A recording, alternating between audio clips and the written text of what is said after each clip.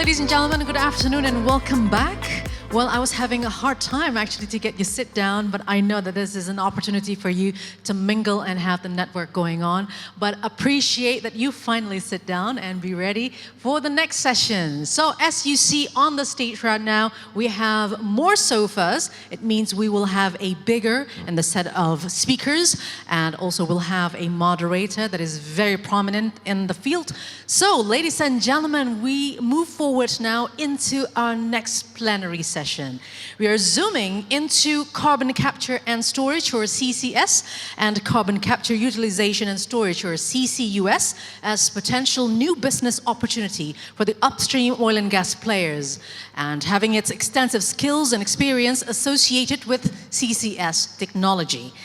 It is estimated, ladies and gentlemen, that the global CCS-CCUS projects pipeline requires a 16-fold scale up to meet global net zero emission ambitions. And Indonesia, with its vast CO2 storage potential, could potentially emerge as a key player, supported by the recently issued regulations.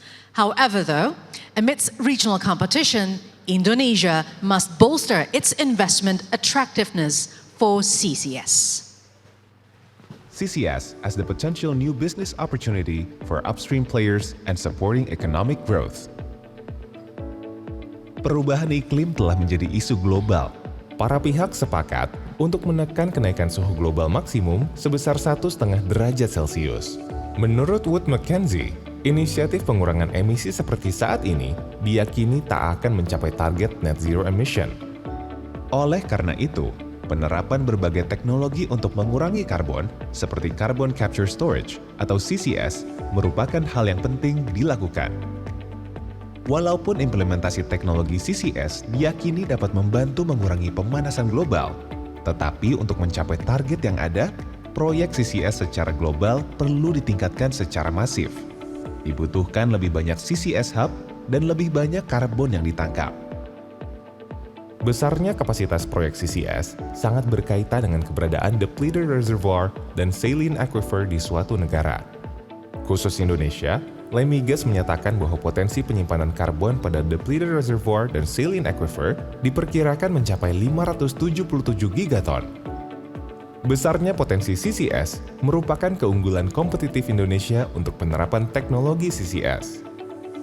Berdasarkan data Kementerian Koordinator Bidang Kemaritiman dan Investasi, nilai investasi global proyek CCS mencapai 6,4 miliar US dollar, di mana 1,2 miliar US dollar diantaranya berasal dari Asia. Fakta ini menjadi peluang bagi Indonesia untuk menarik banyak investasi baru di bidang CCS.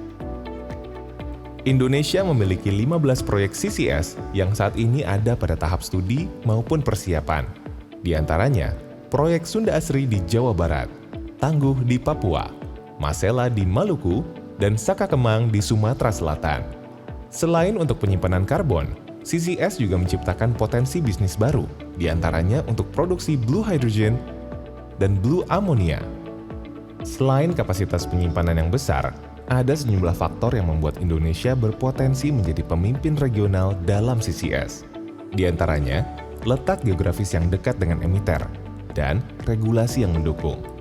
Pemerintah telah menerbitkan sejumlah peraturan untuk mempercepat implementasi CCS, yaitu Peraturan Menteri ESDM Nomor 2 Tahun 2023 dan Peraturan Presiden Nomor 14 Tahun 2024. Untuk selanjutnya, diperlukan regulasi pelaksana yang mendukung komersialisasi CCS, termasuk penyimpanan karbon dari luar negeri dan kebijakan fiskal serta nilai ekonomi karbon yang menarik. Di masa mendatang, selain sebagai license to invest, CCS di sektor hulu migas dapat berkontribusi menurunkan emisi karbon, termasuk dari sektor non-migas, sehingga mendukung transisi energi yang berkeadilan dan menciptakan potensi bisnis yang baru di Indonesia serta menarik investasi global. Yeah, so that was the video. Hopefully it was enough to set the base and tone for the next agenda. So Indonesia is on its way to become the hub for CCS in the region, and this certainly will open a lot of opportunities. So ladies and gentlemen, without further ado, let me give a little bit of a glimpse to who will be the speakers and moderator for the next session. We'll be talking about CCS as the potential new business opportunity for upstream players and supporting economic growth.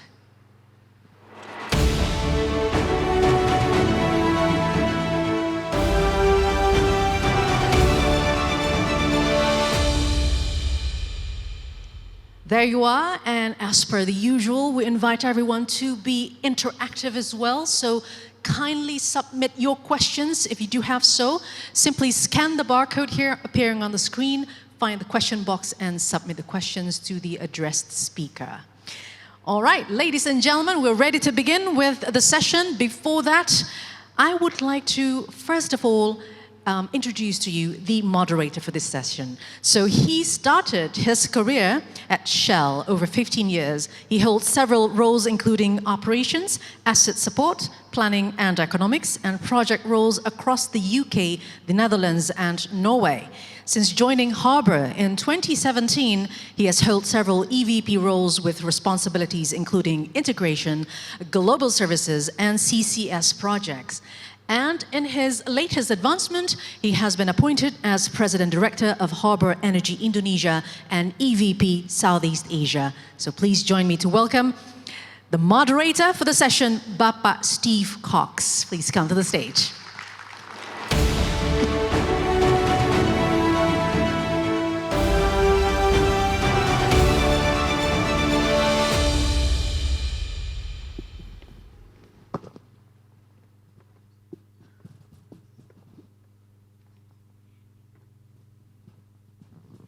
Thank you, everyone, and good morning.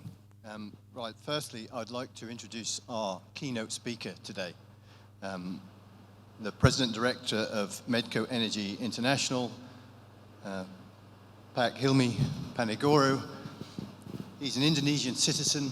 He was born in Bandung in 1955, earned a degree in geological engineering from ITB, Indonesia, enrolled in an MBA core program at Thunderbird University in the US, and received an MSc from the Colorado School of Mines. He was previously the President Commissioner, the President Director, and Director of Medco Energi, and appointed as President Director by EGMS on the 25th of November 2015. He also serves as a member of the Sustainability and Risk Management Committee, as well as the Director and Commissioner of several companies within the Medco Energy group of companies.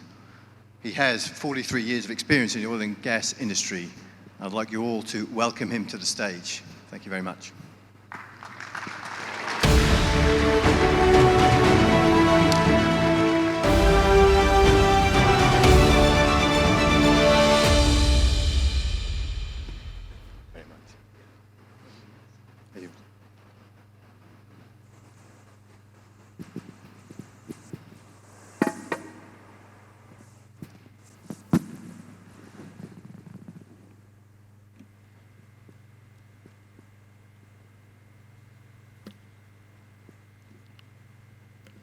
Good morning, everyone.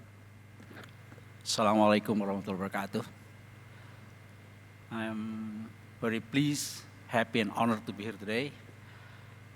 What I'm going to do today, after listening to the presentation of the first session today, actually I was going to repeat what they say. So instead of doing that, what I'm going to do, I'm going to start by sharing with you the aspiration of Medco Energy on energy transition.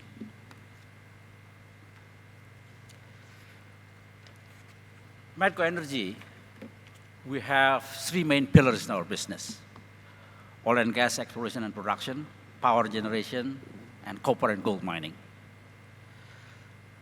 We have the aspiration to basically achieve the net zero for scope 1 and 2 by 2050, and for scope 3 by 2060. We're trying our best in all these three business pillars to minimize our greenhouse gas emission. And for oil and gas, division, since 2019 until 2023, we have done probably around 50 initiatives to reduce our carbon emission. And I'm so happy that the application of those 50 initiatives, we have succeeded in reducing our carbon emission by about 500,000 tons a year. By the way, our total emission of CO2 is about 4.2 million. So by doing this in the last 3 years, we have reduced by almost 12%. In the power sector, we only focus on clean energy. So that's why we only generate power from gas as a transition, of course, and then solar, geothermal, and wind. As we speak, we are now constructing the final stage of Ijen geothermal power plant in East Java, and also we are now in the process of finalizing the construction of solar power plant in East Bali. For the copper and gold mining, this is the second largest copper producer in the country. When we acquired this company in 2015 from Newmont, all of the operation is powered by coal and diesel power plant. And starting this year, we have just completed the development of the new power plant from gas and solar.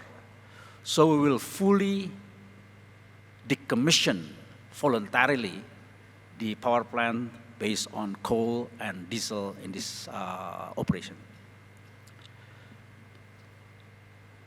And we have a target. In 2025, we want to be able to reduce the CO2 by 22% and methane by 40%. And again, I was so happy that we've been able to achieve this 2 years ahead of time. Next slide. Now, talking about CCS, I think we all agree that CCS is needed to meet the global net zero target globally, especially in Indonesia. And I want to repeat what Noda-san today from JOGMEC said, which is basically the same with what I was going to say about this CCS business opportunity. There are 3 things required for this opportunity to happen. Number 1 is, of course, the right regulatory framework. The second one is we have the real project for it. And the third one is to make sure that this project is financially feasible. And today, I think one of the keynote speakers, Pak Jody from the Department of Investment and Maritime, I'm so happy that one of his note today is he said he will make sure he will come up with a policy that would make CCS in Indonesia financially feasible. And I think we're all looking forward to that. I think we all know that at least in Indonesia, we have 2 different kinds of CCS opportunity. One, of course, upstream oil and gas, to make sure that we can meet the spec of our gas to our buyers by reducing the CO2. The second one is that we've been talking all day today as a storage. Yeah. There are opportunities in Indonesia for storage. I mean, Indonesia is surrounded by depleted oil and gas reservoirs and also saline aquifers. Again, the key is how to make sure that all of this can be done cost effectively. But one thing is for sure, when it comes to separating gas, transporting it, injecting it, and managing a subsurface reservoir, that's what we do best. That's what oil and gas industry is doing best. So it is an opportunity for all of us to monetize it, whether we are as a service provider or to make sure that this cross-border transport of carbon and store it in Indonesia can happen with economic sense. I think that's probably the end of my presentation. And as I said, to make all of this happen, we're looking forward for this new, what we call it, the implementation rules that would make CCS can be commercially feasible. Thank you. Thank you, Pak Hilmi. And a slight change to the agenda. I believe you have to leave us. So thank you very much. And I think we've got a memento before you actually leave.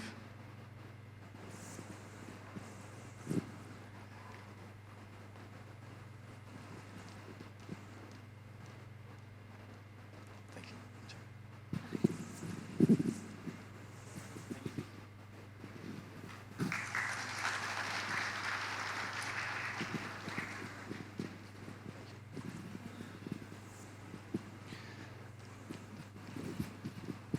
I'd like to introduce our next speaker, Pak Noor Arifin Mohammed. He's the Director of Technical and Environmental Affairs at the oil and gas industry. He has degrees from Purdue University and also from the Institute of Technology from Bandung. And he's held various roles within the oil and gas industry over the past few years. So without further ado, please welcome to the stage Pak Noor Arifin Mohammed.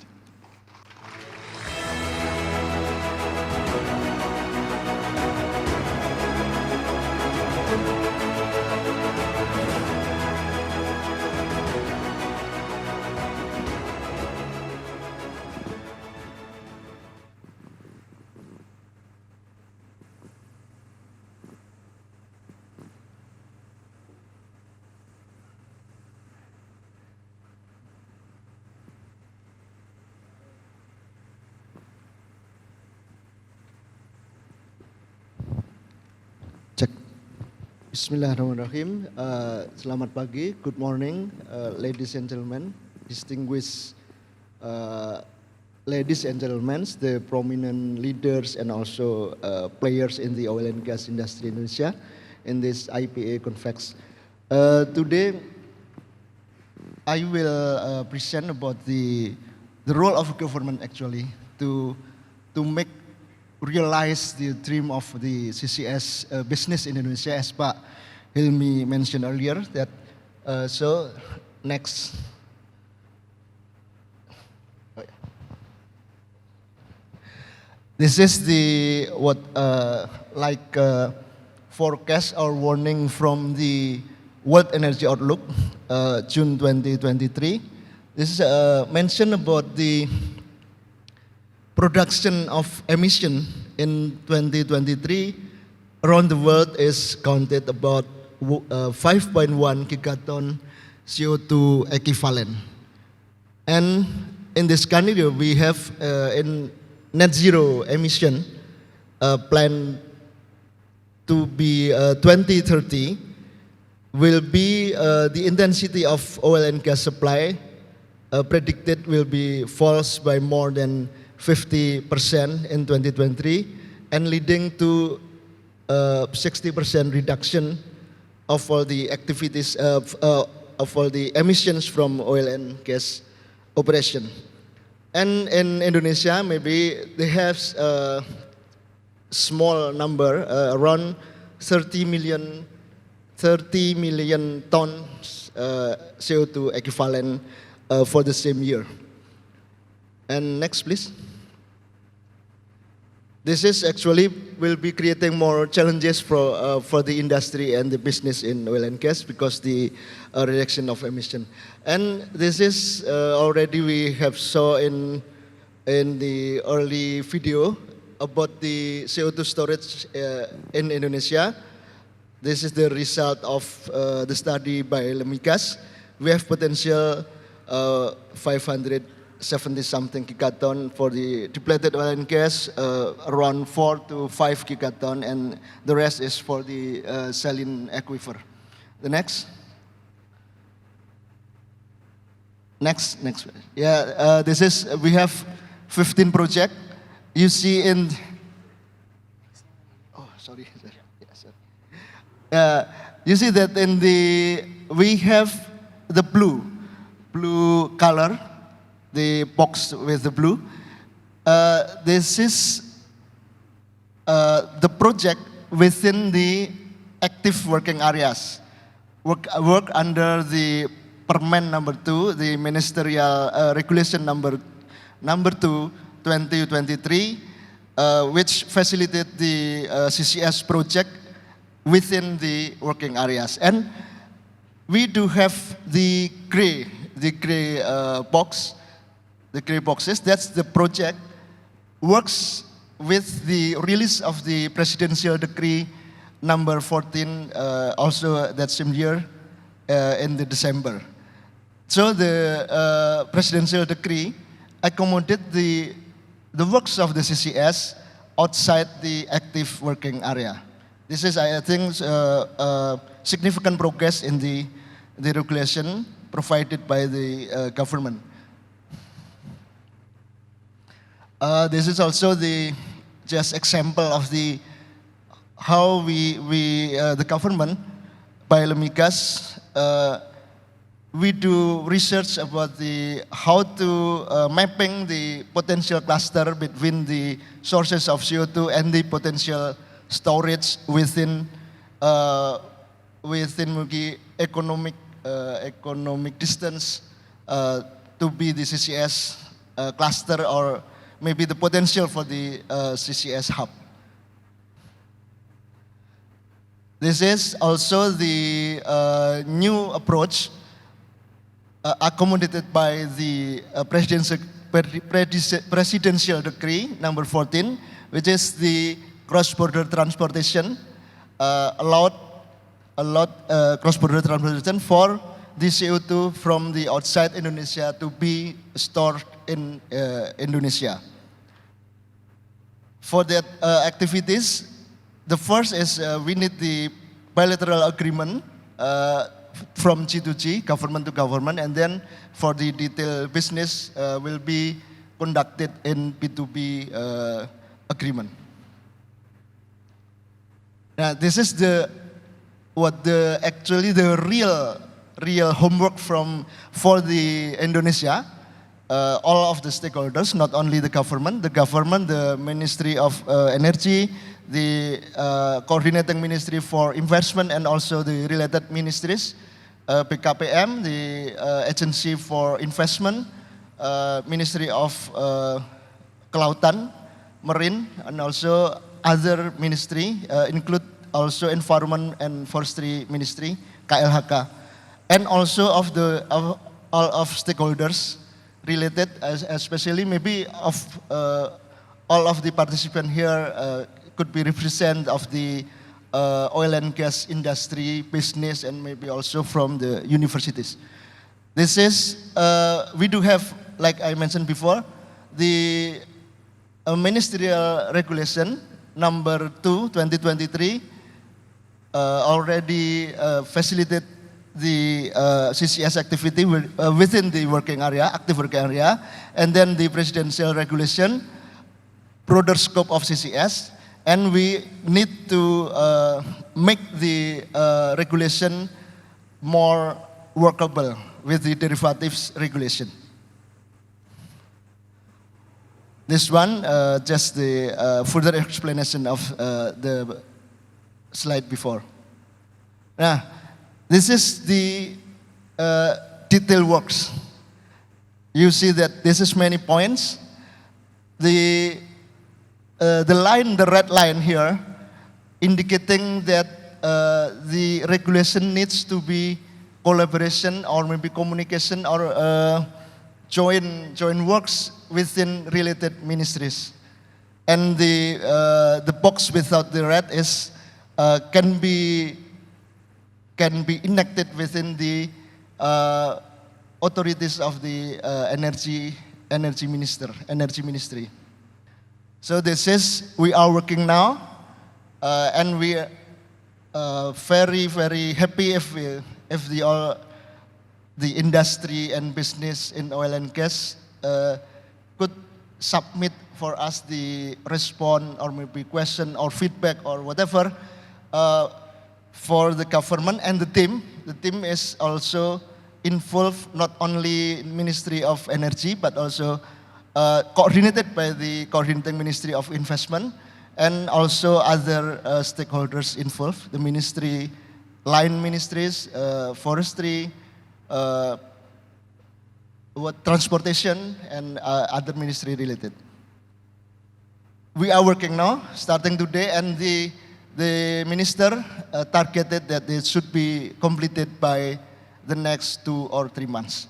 So this is the real works, and we do hope that we have collaboration, cooperation, and communication, because we in the team will be making the process transparent, and also in each step will be communicate to other stakeholders, and IPA has several times communicating with us about this. So that's all my presentation. I think the openness is I believe, for my personal belief, that the openness is the best way for us to achieve the better life in the world. Thank you very much. Assalamualaikum warahmatullahi wabarakatuh. Thank you very much.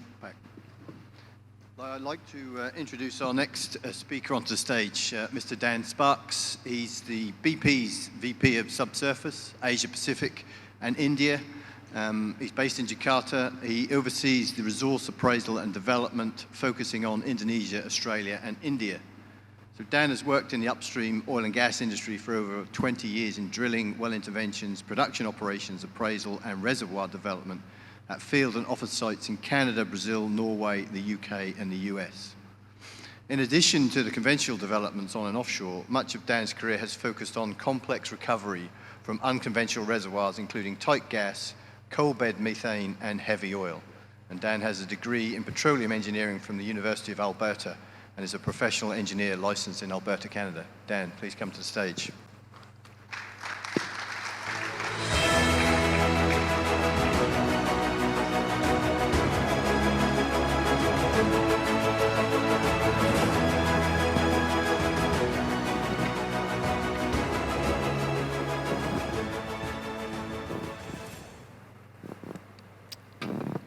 All right, morning everybody.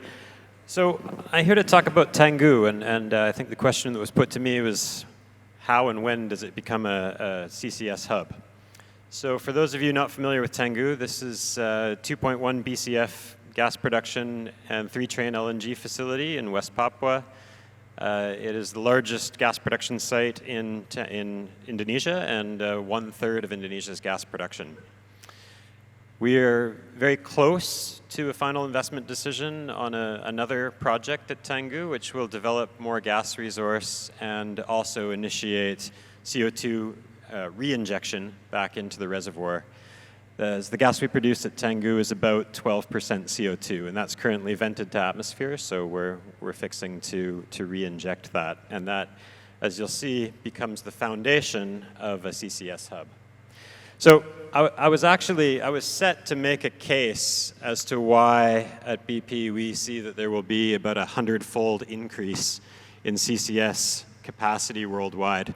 But I think that case has been made, actually, so I'm going to just share a little anecdote instead. Earlier this week, I was speaking with Pat Kamal at SK Migas, and I showed him, Steve mentioned I'm from Alberta, Canada. I showed him my gas bill for my house back in Alberta. And I spent $16, so an ambalas dollars, on purchasing gas on my last bill, and I spent $32 on carbon tax. So twice the cost of the gas was paid for the privilege of releasing the emission from burning the gas. So the challenge we're here to talk about is, how do we bring some of that value into Indonesia, right? That's what this is all about. Okay, so CCS requires a geologic store, obviously, and that's a natural resource, but it's not a very scarce resource. So it requires two other things to be competitive. It requires solid policy, and I'm not really going to talk about that because I think some of my friends will talk about that. I'm going to focus on the third lever, which is cost advantage. There needs to be an advantage.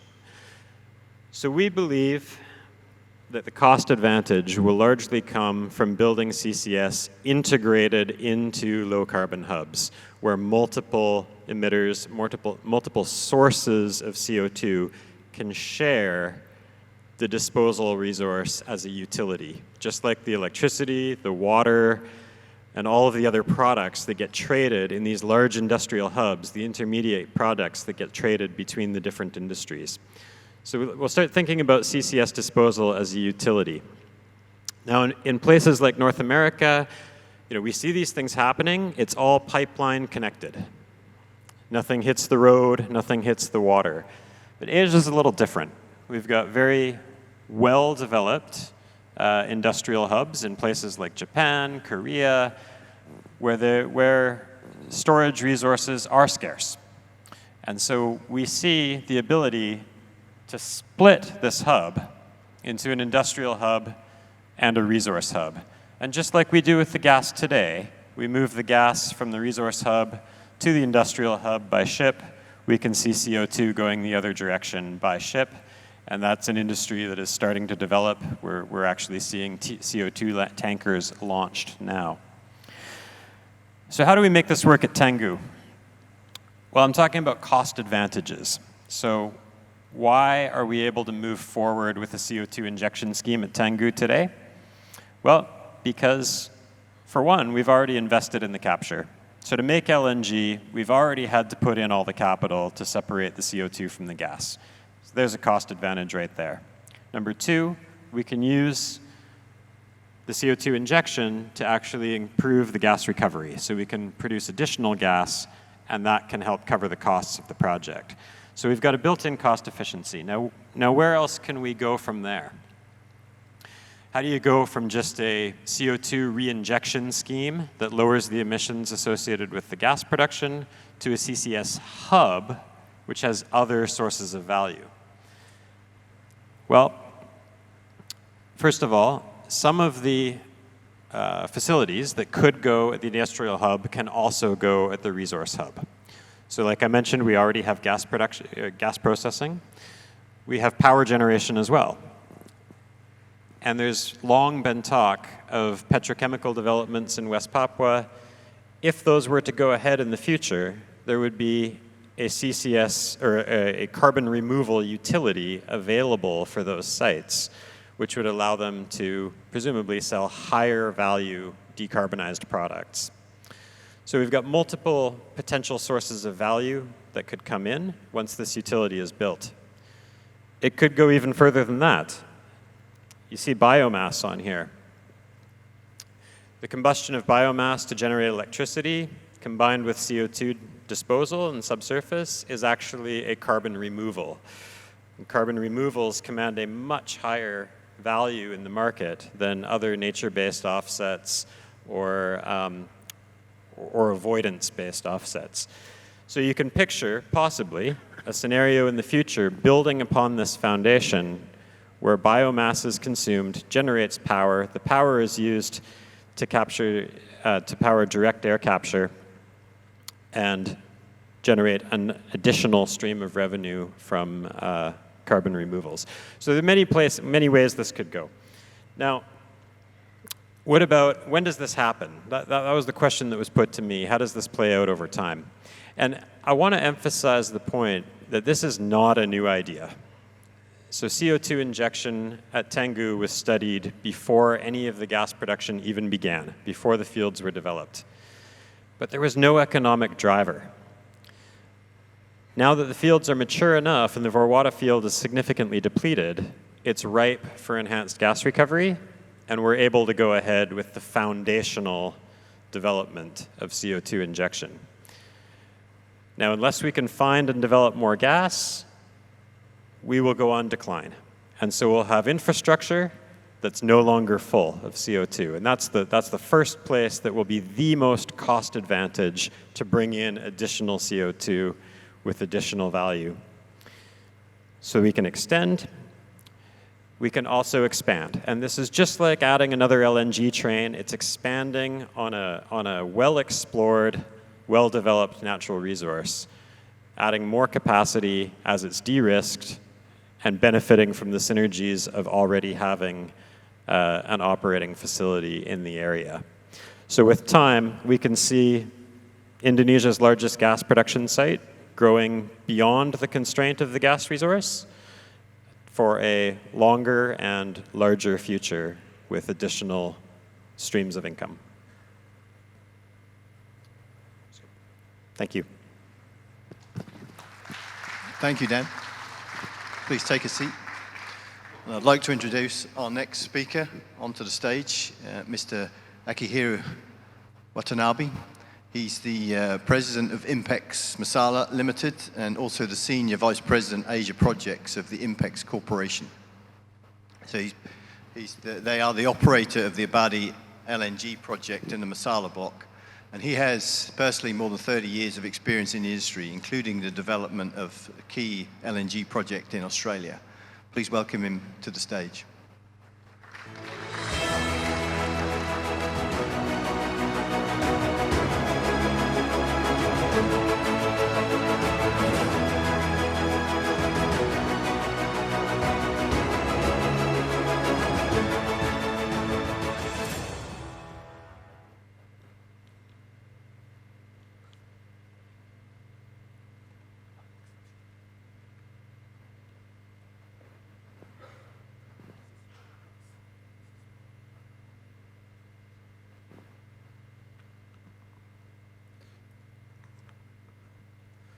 Selamat pagi yang kepada yang saya hormati, Bapak Noor Arifin.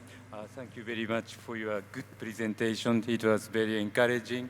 And my colleagues and distinguished guests, and Bapak dan Ibu sekalian, Assalamualaikum warahmatullahi wabarakatuh. Salam sejahtera untuk kita semua. I'm Akihiro Watanabe, the Senior Vice President, Asia Project, INPEX Corporation, and also President, INPEX Masela Limited, the operator of Abadi LNG project in Maluku Province, Eastern Indonesia. So today, first of all, I'd like to express my sincere gratitude to IPA to provide me with this prestigious opportunity to introduce Abadi LNG project and also talk about the decarbonization approach in this important project for us. First, I'd like to explain the overall picture of the Abadi LNG project and where INPEX stands in terms of decarbonization as one of the international oil and gas companies. Then I'd like to introduce the decarbonization approach, or specifically CCS, in the Abadi LNG project. So this picture shows the overall development concept of the Abadi LNG project. So as you see, this project consists of two big parts, the offshore development and onshore development. Also, there are four big EPC or EPCI packages, SURF, FPSO, GEP on the offshore side, and also OLNG on the onshore side. Also, one notable thing is CCS is already incorporated in the project scope. The next two slides, I'd like to explain why CCS needs to be included in the project scope in terms of INPEX corporate strategy. INPEX issued a long-term strategy or long-term vision in February 2022. This is called as INPEX Vision at 2022. In this document, INPEX made it public that we set a long-term goal of net zero emission by 2050. And also CCS or CCUS is one of the reliable measures for achieving that goal. Now CCS is a sort of social license to operate or social license to invest in the upstream industry. That's our vision. So that's why we said CCS has to be a part of the Abadi LNG project.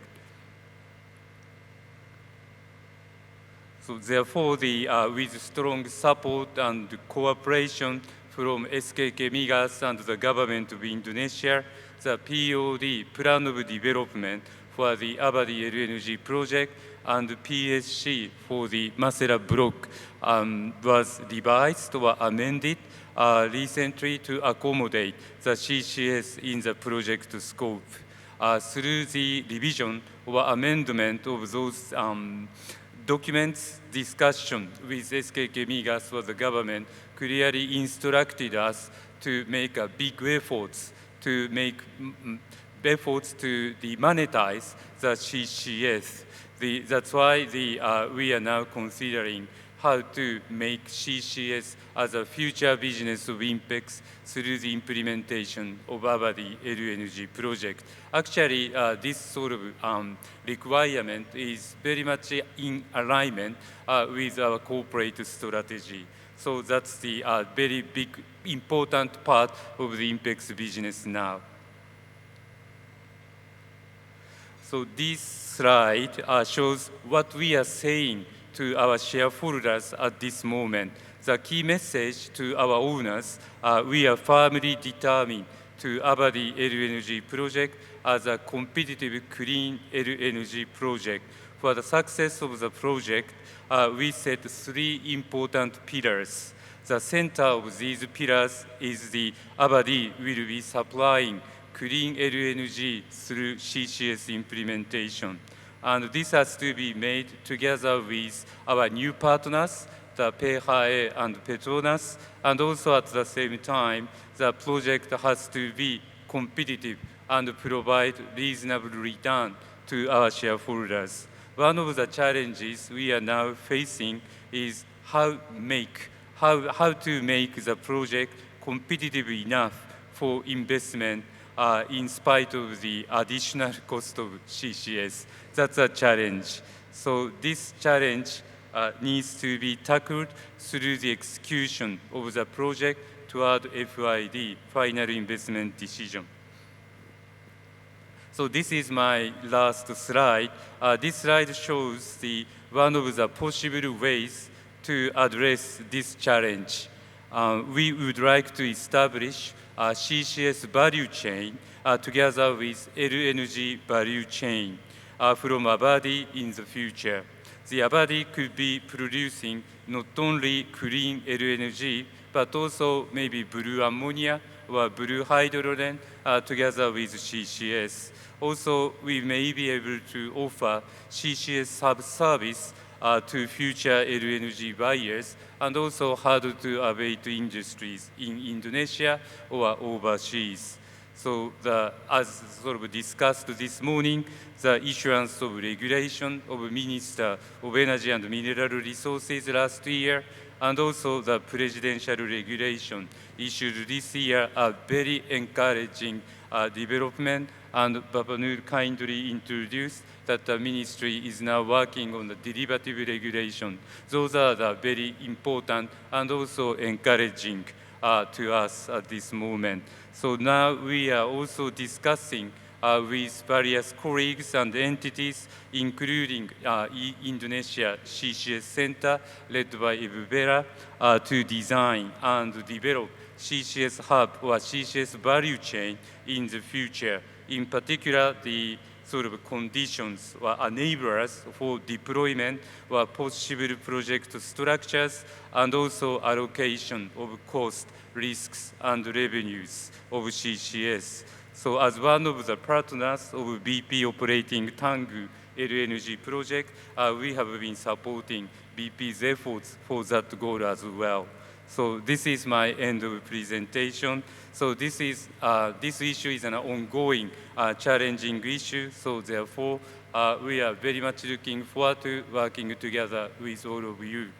Thank you very much again for this precious opportunity. Assalamualaikum warahmatullahi wabarakatuh. Many thanks. Thank you. Well, let's introduce our next speaker, Ibu Teresita Listyani. She's the commercial manager and planning and resources of Repsol Indonesia. She started her career in the oil and gas industry with ExxonMobil, held positions as an analyst and mostly in commercial and business development areas of LNG, gas and crude marketing in Jakarta and Houston. Moving to Repsol Indonesia, she held the position of head of commercial for joint operating asset and now into her current position as Commercial Manager, Planning and Resources, with areas of responsibility that covers, among others, gas sales, JV agreements, and the energy transition. She holds a Civil Engineering and Master of Business Administration degrees and is currently the Vice Chairman of the IPA LNG and Gas Committee. Please welcome Ibu Teresita to the stage.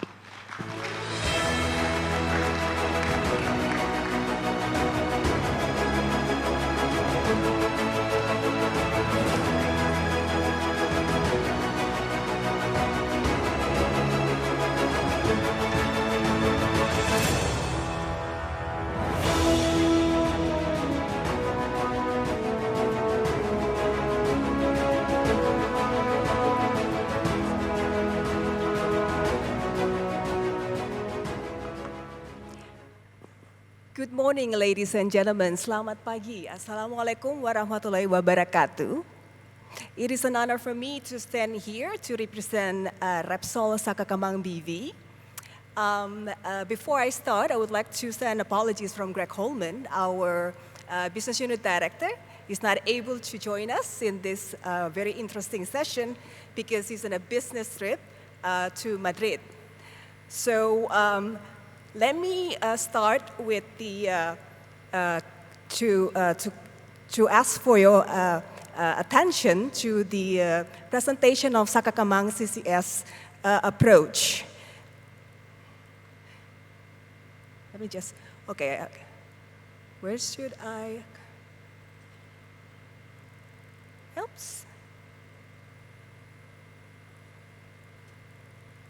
All right. As the background, let me introduce Repsol as the part of the global Repsol organization. Is a multi-energy provider, and we are representing 80 nationalities.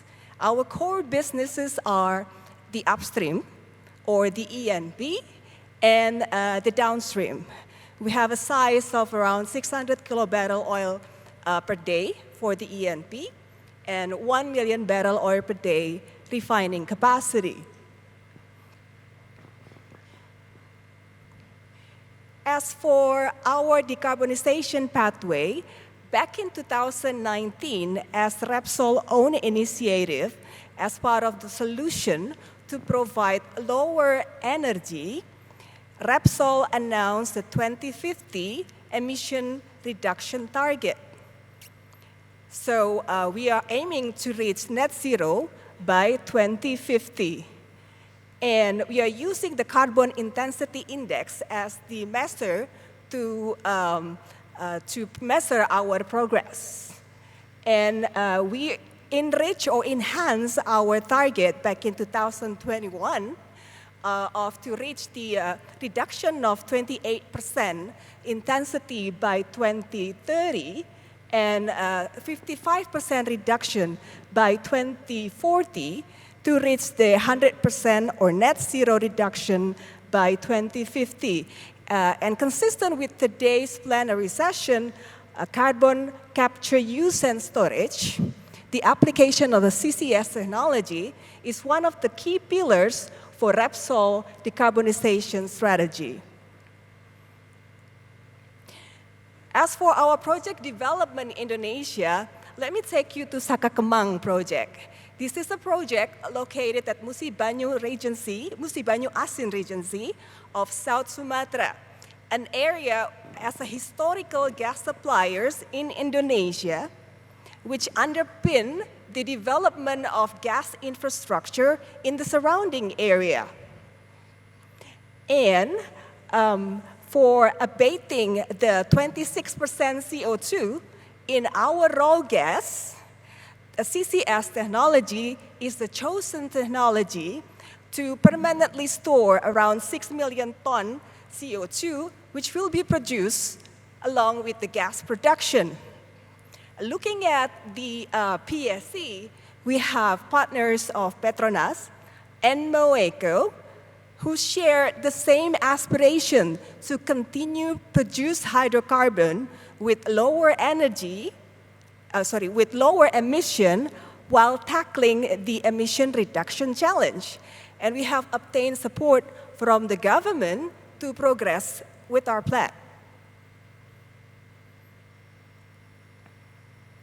So our development concept include the development of the wells and processing facility at the Kalibrau Dalam area, part of the Sakakemang PSC, whereas the injection and the storage will be done in Gelam depleted reservoir, a part of Corridor PSC. This will require collaboration and alignment with the operator of Corridor PSC.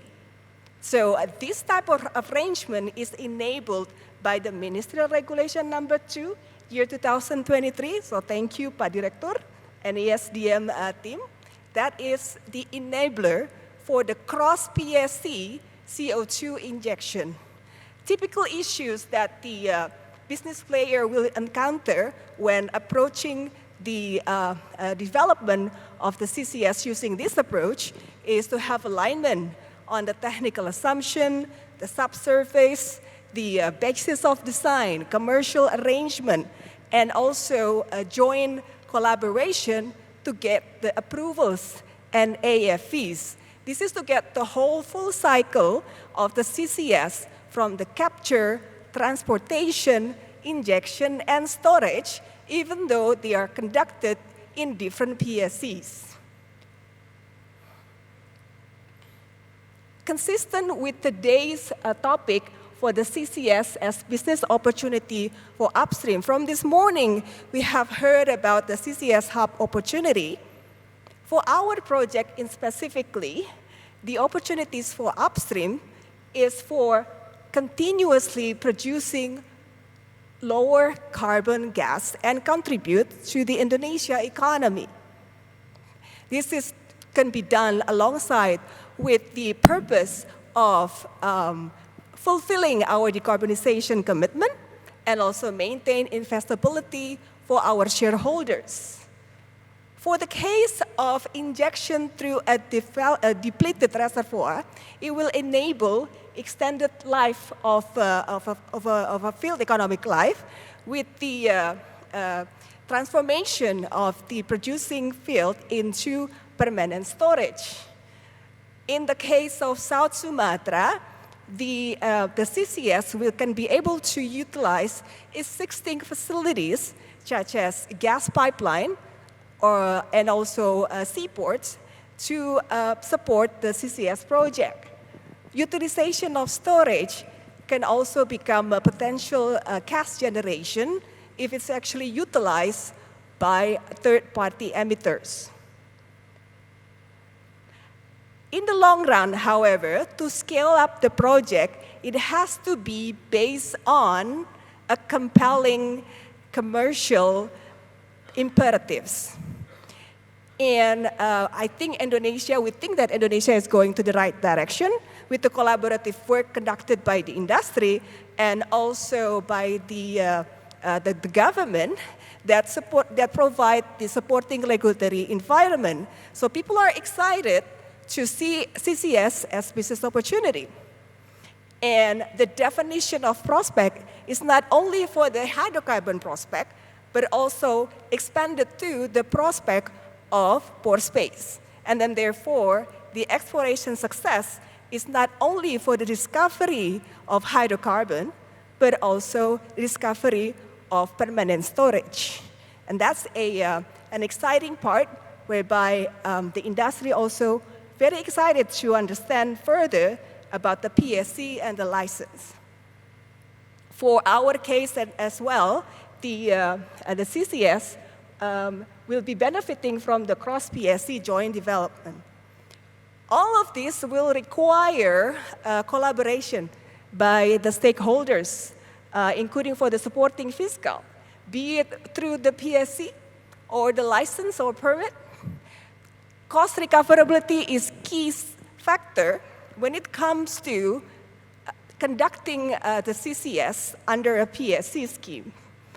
And industry is also looking forward for a favorable carbon pricing policy to support it.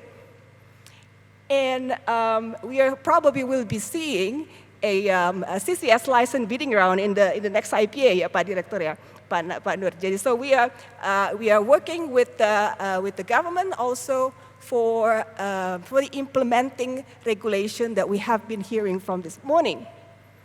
And there will be legal agreements needed to be in place between the parties if they are going to have a joint development type of projects with equitable benefit to progress the CCS.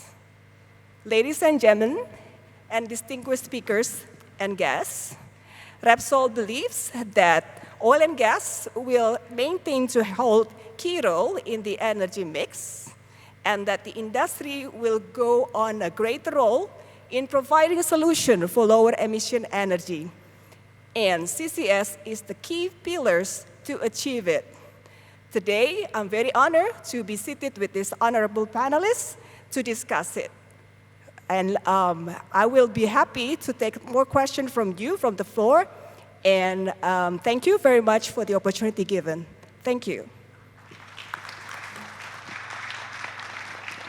Thank you. So let's introduce our next speaker to the stage, Mr. David Kearns.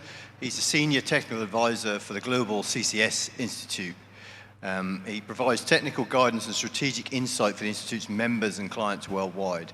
He's a technical expert in CO2 capture technologies and advises the Institute's members and clients worldwide on the technical, economic, and strategic aspects of deploying CCS. He holds a PhD in chemical engineering, a Bachelor of Engineering, and a Bachelor of Commerce from Monash University in Australia. And he's also a Fellow of the Australian Institute of Energy, an Honorary Fellow of the Department of Chemical Engineering at the University of Melbourne. Please welcome him to the stage.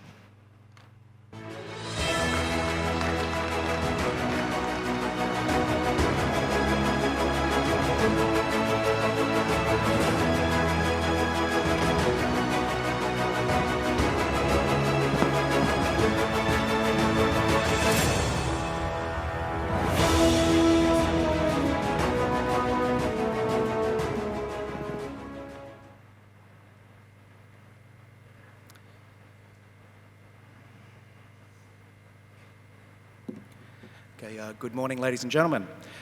Thank you for the opportunity to speak to you today about regulation of CCS here in Indonesia and the opportunities that is enabling both here and in the region. Just a little bit on the Global CCS Institute and who we are. We're a global CCS think tank with offices around the world. And we really focus on influential advocacy around CCS, catalytic thought leadership, as well as sharing knowledge at events like this.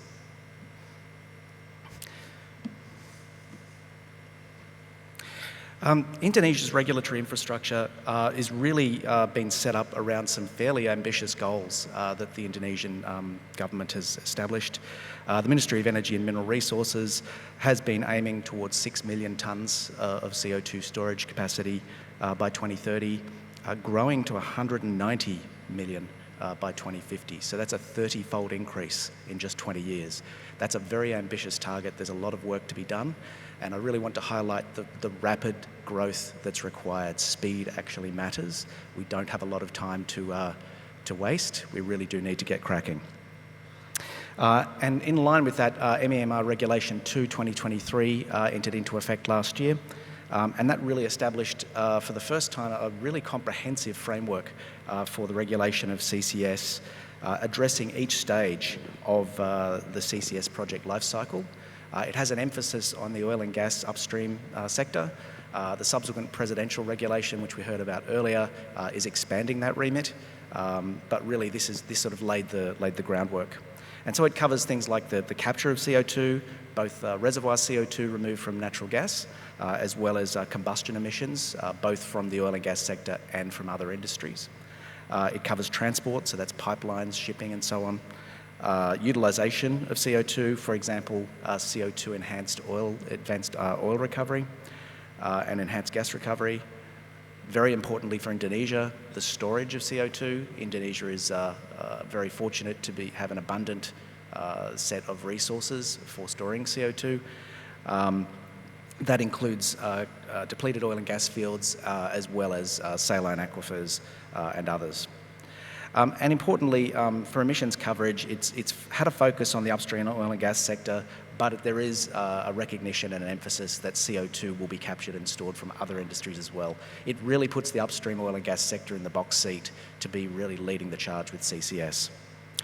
And it covers all the project life stages, so all through planning, execution, and end of life. So that's really what we mean by a comprehensive set of regulations. When we look at the frameworks and how do they actually support CCS financing? So first off, you don't get projects financed without regulatory clarity. Regulation is absolutely vital to really provide a stable legal basis for projects to be developed, as well as to help provide an economic basis. So we heard before about the necessity for a commercial basis, a business case to be established. Regulation has that role as well. So what does that look like? It looks like things like permitting, characterization of sites, so understanding the geology you're going to be storing in, risk management, MRV, the measurement, reporting and verification. So you need to not only inject CO2, but you need to confirm that it stays down there, monitor the movement of the plume and so on. As well as closure of projects at end of life. So CO2 storage projects don't last forever. After a number of decades when they close, there needs to be understanding and clarity around the legal basis for that, as well as post-closure obligations and liability. It also looks at the provision of tax exemptions for investment in CCS facilities. Again, coming back to that commercial, that business case aspect to help projects move along.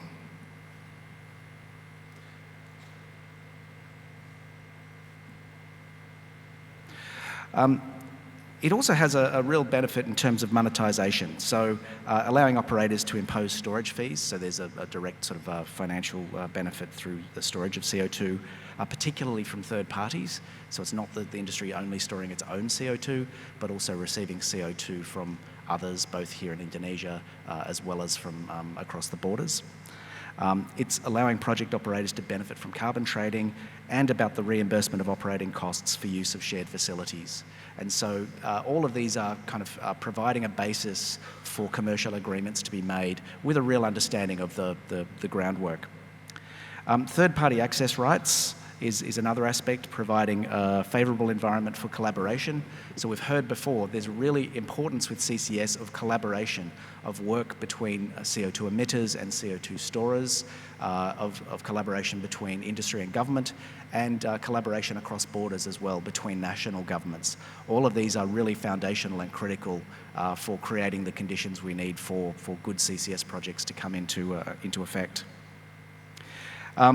Another aspect is looking at the post-closure transfer of liability. So this is an important aspect for CCS. When you store CO2 in the ground, it doesn't just stay down there for the life of the project, it stays down there effectively permanently.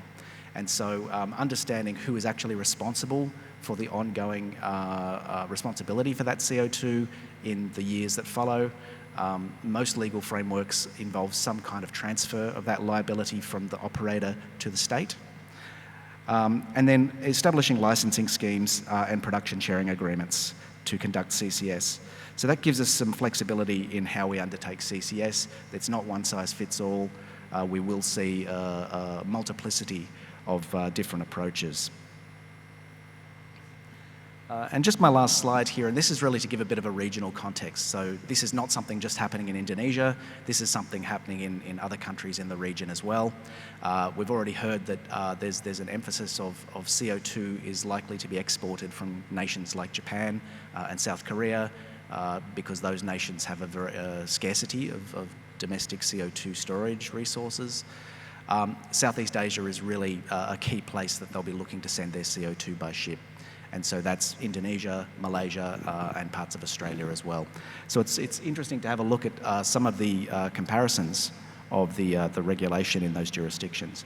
So first off, Indonesia does have a comprehensive national framework, which does distinguish it from Malaysia, where they've got the regulations for Sarawak specifically, but not at a national level.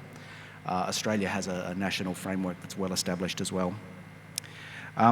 CCS activities in Indonesia under the 2023 regulation are really about allowing operations in upstream oil and gas based on PSCs. So that's a very Indonesia-specific approach.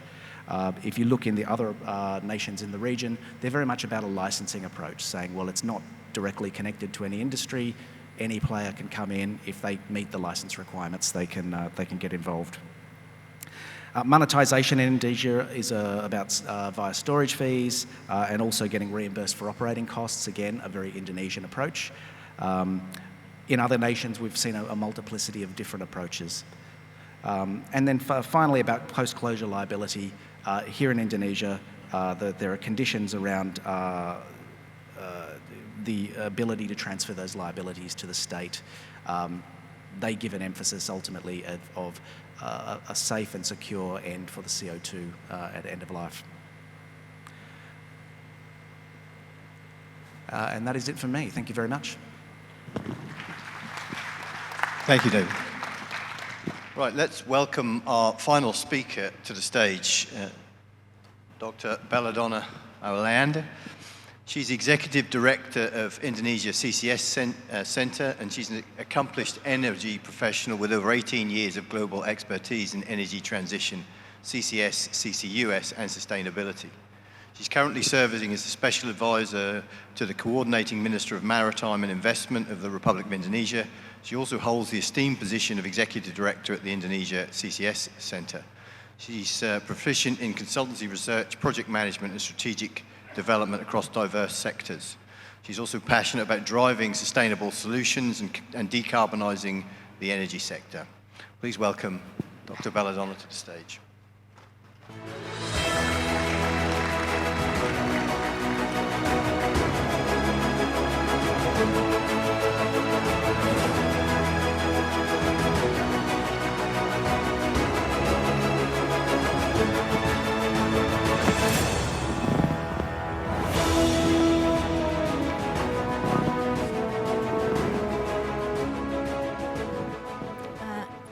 Hi, good morning everyone. Assalamualaikum warahmatullahi wabarakatuh. Thank you for having me, IPA. Just want to give you a short story. I think it brings back the old memories. Last year in IPA, I was also in the panelists with Ibu Ketty, Pak Dirjen Tutuka, and also Pak Nanang from SKK Migas. And then I just want to share, very personal thoughts that how we were back then and then how we are right now with CCS. We've made a lot of progresses, especially in Indonesia. I can say I'm pretty proud of it. And then now you can see CCS is being, discussed and talked about in every conferences. I think almost every month I go to different conferences and it's all about CCS. So if you're asking why I'm passionate about CCS, I have 4 kids. The youngest one is 2 years old, so I have to think about, their future if this global warming is not getting better. So I think CCS is the most solutive solution. So for those of you that don't know me, probably you still think I just finished my undergrad, but I'm old. I'm 40 years old. I have 4 kids. Have been working for around 20 years.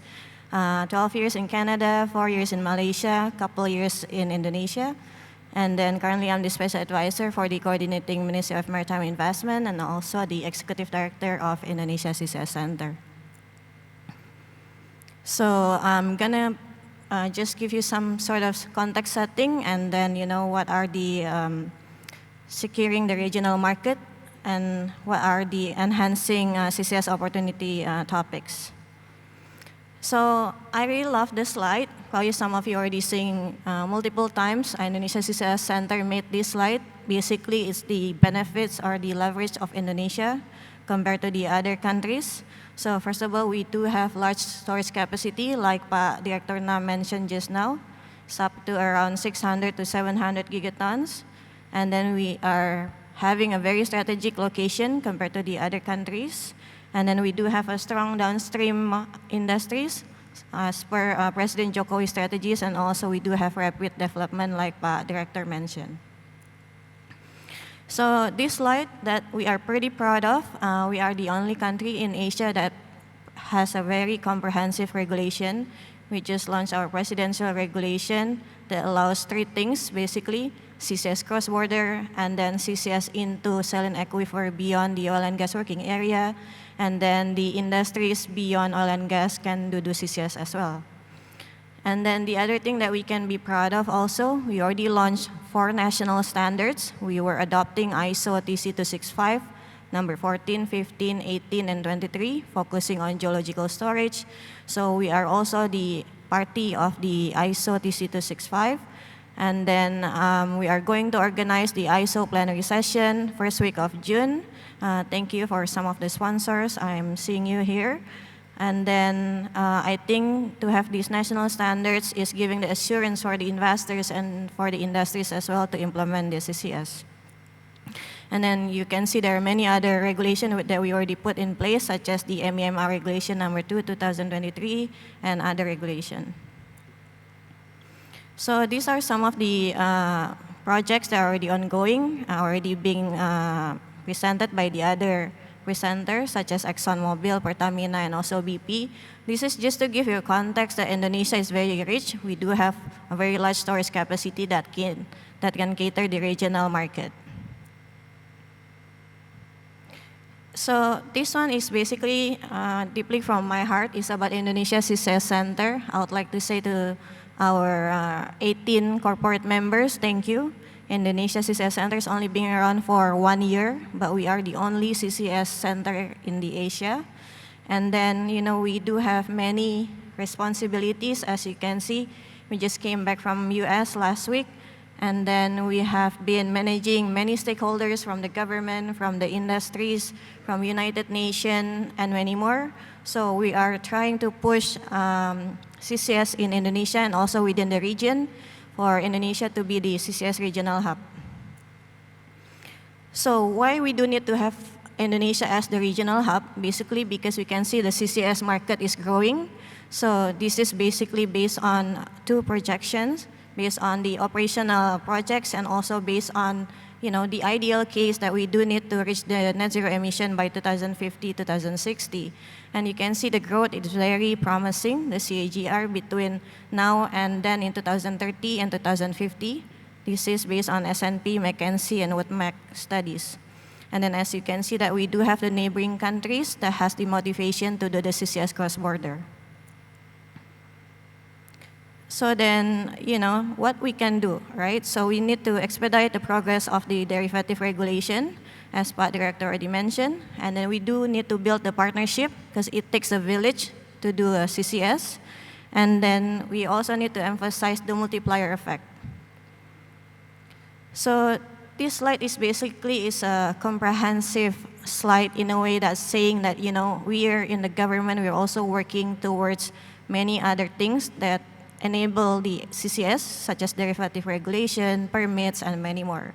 So we already map, based on different topics, such as general business operation, exploration, carbon storage, fiscal, and many more. So we are working on it just to give the industries and investors assurance that we are doing our best to provide the friendly environmental regulatory framework.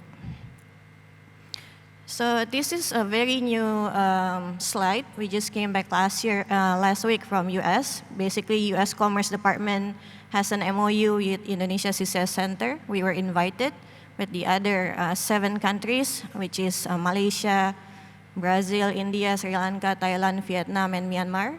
And then as you can see that Indonesia was setting the bar. We were the only country that presented our progresses in terms of regulatory framework.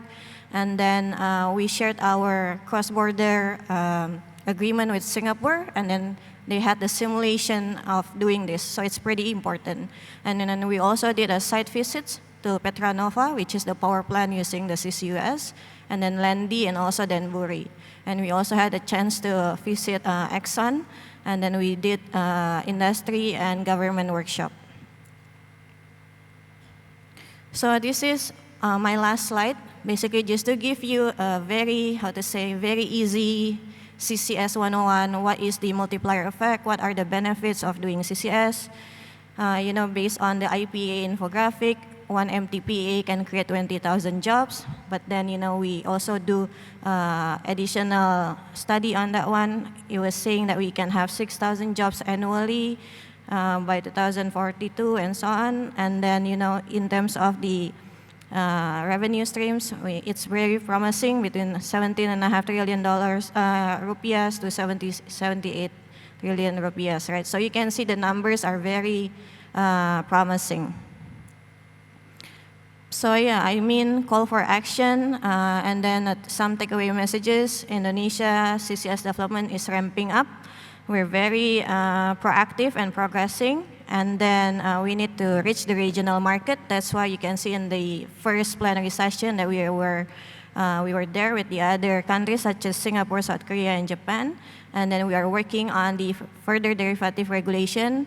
We also keep doing benchmarking and partnership with the other leading countries to maximize this momentum, because CCS nature is same with the LNG business nature, is a long-term contract, and we are competing with the other countries, right? So we don't want to lose the momentum. And then the third one of the enabler or the unlocking value is the low carbon industries, right? Such as petrochemicals, net zero petrochemicals, steel, cement, blue ammonia, blue hydrogen, and many more, because the future market is going towards that direction. So that's all from me. Thank you. Thank you. Right, we're going to do a bit of a Q&A now with everyone, and I can see that there's some questions come through already, but let me just start with one from me, from close to my own heart, as I've spent a number of years negotiating with both the UK government and the EU on this. So let's talk to the operators, the project developers first, and then we'll hear from the other side, from the regulatory and the consultancy side. So we've seen different regimes, different schemes to try and kickstart CCS in different parts of the world. So you've got the tax breaks in North America, you've got the subsidies that you get in Europe. What do you really think it's going to take to actually push a CCS project into that final investment decision? Yeah, thanks, Steve. I think, there's got to be something that makes the initial step easier, right? And I think in Tangguh we found that. We found that with the enhanced gas recovery. Now, the enhanced gas recovery itself is small, but it sets up the foundation. It gets you going with injection, and then once you've got that platform, I think it's so much easier to add incrementally. So I think of it kind of like a beachhead. And so we don't really believe in subsidies for the long term or at really large scale. Things have to make physical sense. But I think a subsidy or something else can be what helps to get that initial beachhead established, so that growth can happen on top of that. Thank you, Dan. Anything from INPEX or Repsol on that?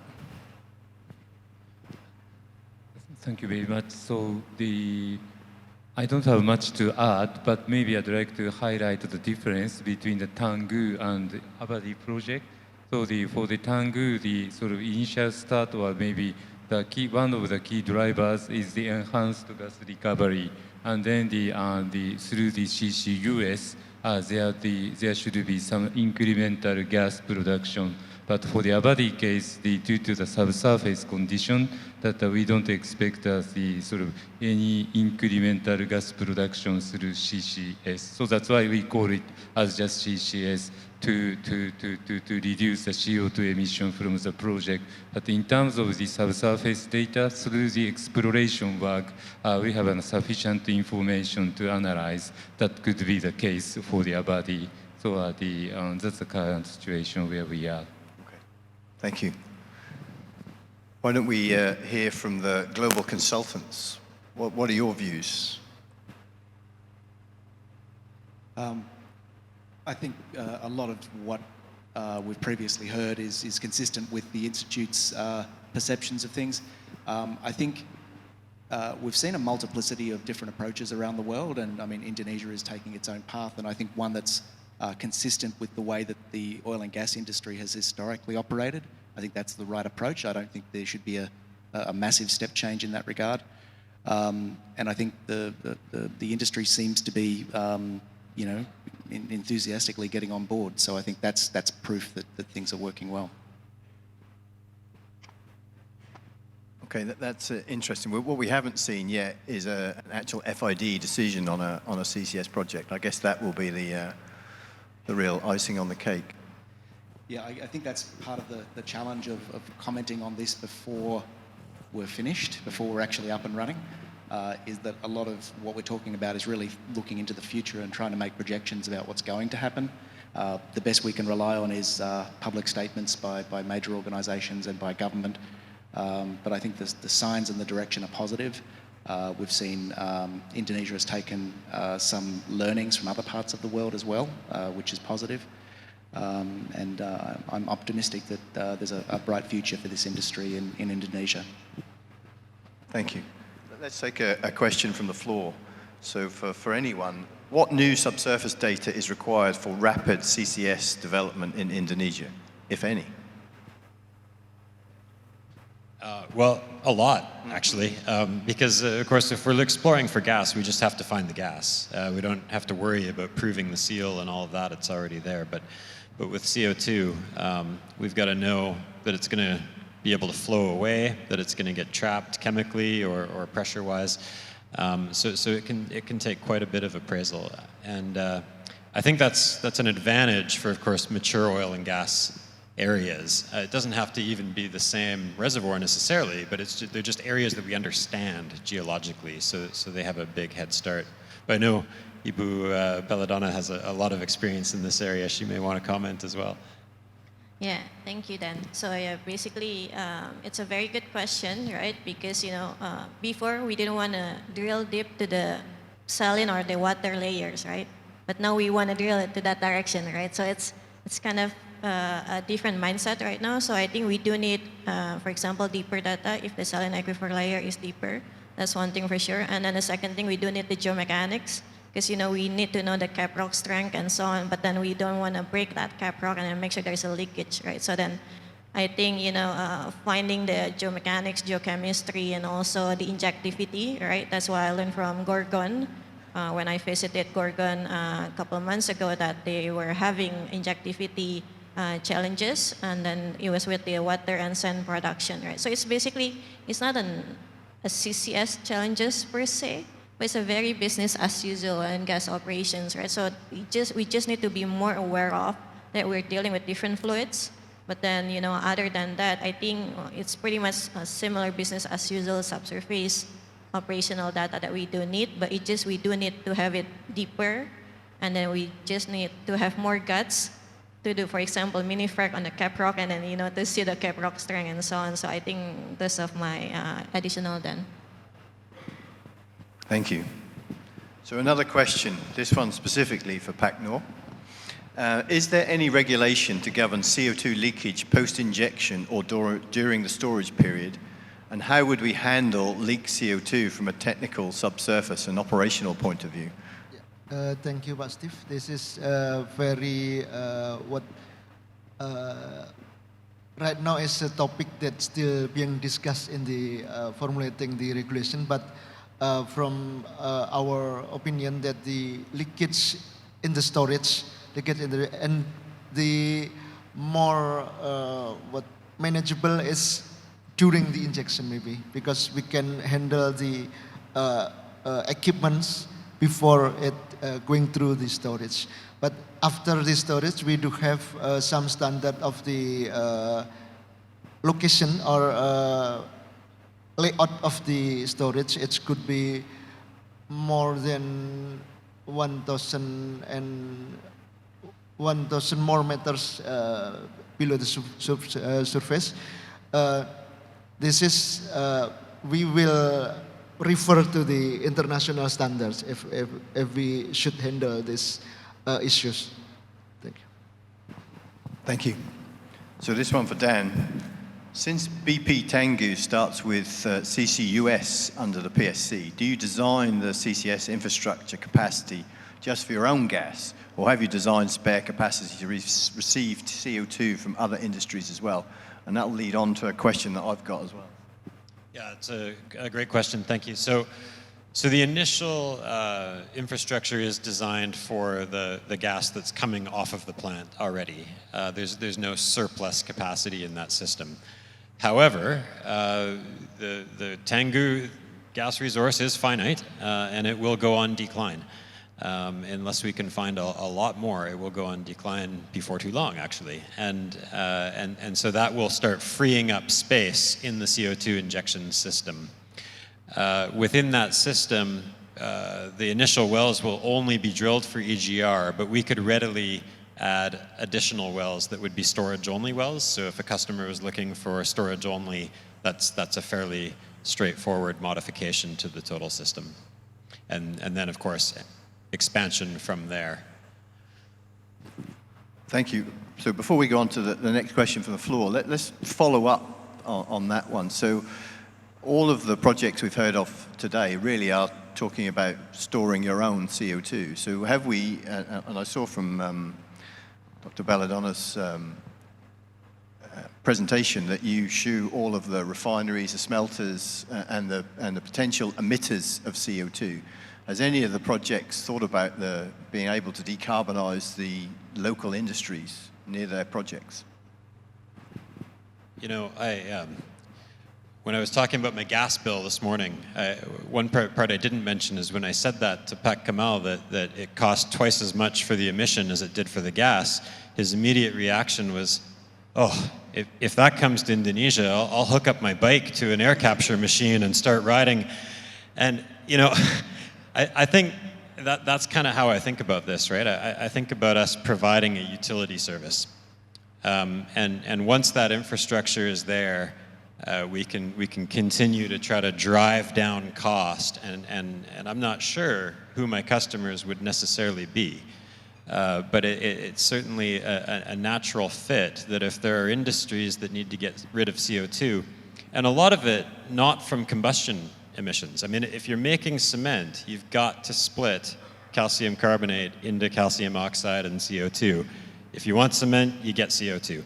And so, you know, I don't know all of the sources that'll be out there, but there are customers that are going to need this service, and it's not just about fossil fuel use. And so I want to create that platform, basically. Thank you. Anyone else want to answer that one before we move on?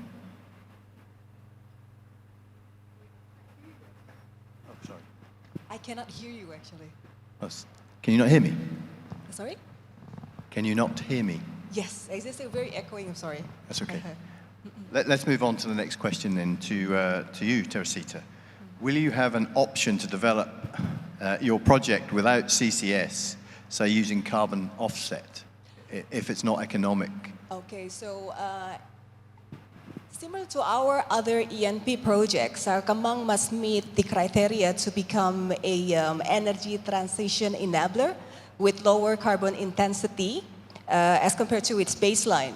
And so therefore, to abate this 26% of CO2, we are using the CCS technology because of its permanence and the ability to measure it and to have the long-term solution for our carbon emission. So at this point, we're not yet looking at the carbon offset, and that's the base plan that we are using for our plan of development as well for the CO2 reduction.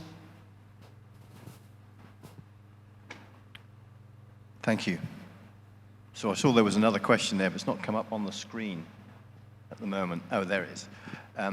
Will the option of through licensing or thorough licensing or thorough PCS create an unlevel playing field between the two fiscal regimes? I think this one probably to start with you, Pak Noor. Yeah, I think this is maybe one options in the making of the regulation, but it's still in the process. But actually the licensing or through PSC, this is, we need the energy ministry need to communicate with the Ministry of Environment, because they do have the authority more in the licensing and certificating this scheme. Sorry. Thank you. Anything from the operators on that question? No, we'll move on. So to INPEX. Would INPEX prefer to develop its own CCS solution for the Masela LNG, or can you utilize a CCS hub? Thank you very much. This is good question. So the first we need to start with the CCS for our own purpose, and then the current POD just provide us to have a CCS for our own project. But as we discussed this morning, that now the government prepared a good regulation to expand the scope of CCS to accommodate CO2 from third parties. So we are looking forward to the CCS hub business in the future.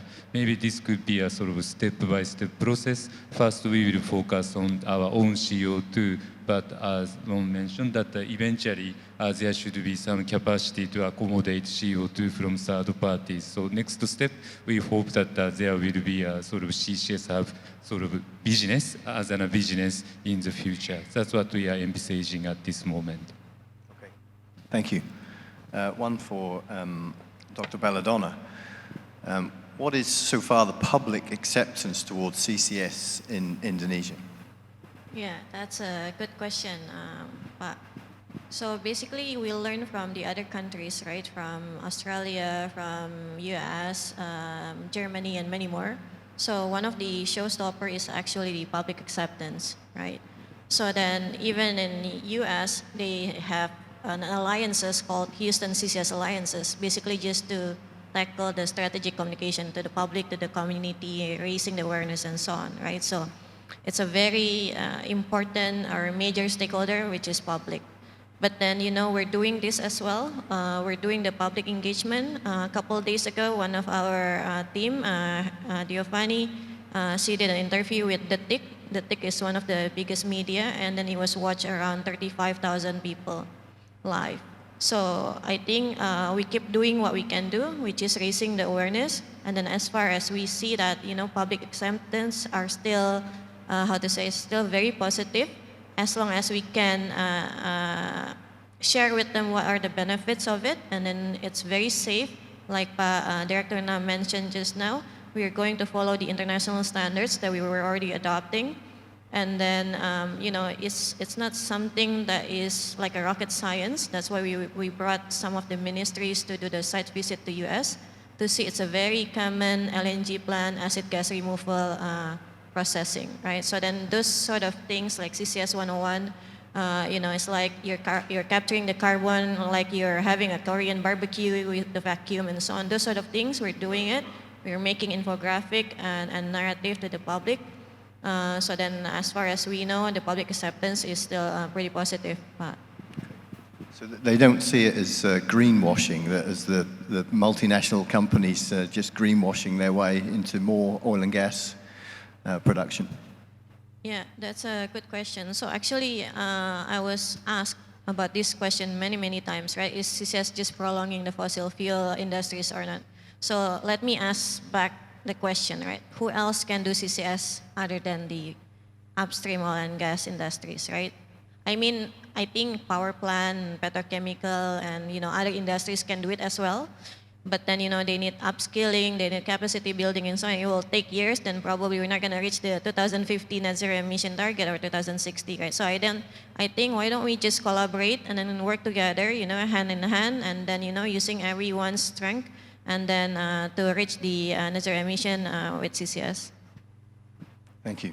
Right, we've probably got time for one more question. So let's get a little bit, we've talked a lot about the economic and commercial opportunities of CCS. Let's talk a little bit about the technical challenges that we might see that the new CCS project will have to undertake to make sure that it's effective going forward. So let's talk to the operators first and then maybe come back to to the experts.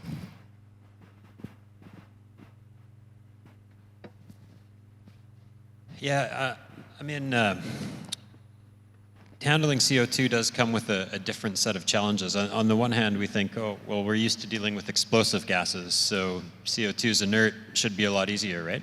But I mean, even just from an HSE point of view, when you're dealing with CO2, if you think about it, if we have a leak in a gas pipeline, a methane pipeline, if it doesn't ignite, the methane's basically gone right away. It disappears quickly. And CO2 doesn't behave that way. It will come down and fill up low-lying areas, and it can, it could quite easily blanket an area and kill everybody in that area. So it's not a subject to be taken lightly. CO2 is also incredibly corrosive. So if there's any water in the system, that mix of water and CO2 can corrode through even fancier metallurgies quite quickly. I mean, these are just the initial issues. I suppose there's all kinds of subsurface complications as well. We need to do lots of geomechanics studies, make sure that we're not going to reactivate faults and other kinds of things. So I think there are many challenges, but I do think it's important to keep in mind, well, CCS isn't something we talked about a lot not that long ago. CO2 injection to the subsurface is nothing new. I mean, we've been doing this for many decades in this industry, sometimes by different names. We called it acid gas reinjection instead of CCS. But this is something we fundamentally do know how to do. So it's got its challenges, but we're ready, and there's nobody better to do this actually than the oil and gas industry. Thank you. Just a final point for you, possibly, David? I think that's a really good summary of that this is not a new thing. So injection of CO2 is something that there's a lot of industry experience of doing for a long time. Even dedicated CO2 storage, not associated with oil and gas production, has been going on in parts of the world for decades. There's a lot of operating experience. So although there are technical challenges, we've also got the experience of managing those challenges quite effectively. Thank you. Thank you, and that's our time up for our Q&A session. So could you please join me in a round of applause for our speakers, please. Thank you very much. Mr. Steve Cox, thank you for moderating the session. Very insightful indeed, and also all speakers. Let's give it a big round of applause one more time for the speakers and moderator. I saw a lot of questions in the question box, so maybe when it comes to business opportunities and profit, a lot of people are interested. Anyway, I would like to invite everyone to come forward in front of the table for handing the memento to our speakers and moderator. And for that, I would like to invite to the stage Bapak Ronald Gunawan to present the mementos.